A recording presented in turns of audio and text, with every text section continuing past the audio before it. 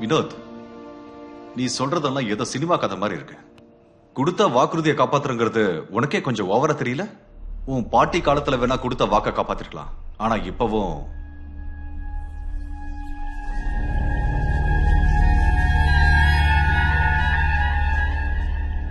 உண்மையை சொல்ல, மேத்யூஸ் கிட்ட இருந்த இந்த கெஸ்ட் ஹவுஸ கம்மியான விலைக்கு வாங்காதானே இந்த நாடகம் எல்லாம்?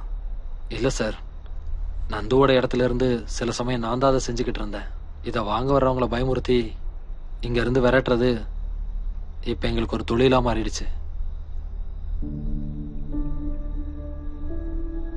அப்படின்னா சந்தோஷ் வந்த அன்னைக்கு ராத்திரி கூட நீங்க இங்க வந்திருப்பீங்களா? இல்ல, சந்தோஷ் சார் இந்த இடத்த வாங்குறதுக்காக வரலையே. சந்தோஷுக்கு கேதரினை பத்தி தெரியணும். எனக்கு தெரிஞ்ச எல்லா விஷயத்தையும் அவர்கிட்ட சொல்லிட்டேன். கேதரின் திரும்பி வரும்போது அவங்களுக்கு கொடுக்கறதுக்காக ஒரு கடிதாசியும் ஒரு பரிசு பொருளையும் துரையமா எங்க பாட்டிக்கிட்ட கொடுத்து வச்சிருந்தாங்க. அதை நான் சந்தோஷ் சார்கிட்ட காமிச்சேன்.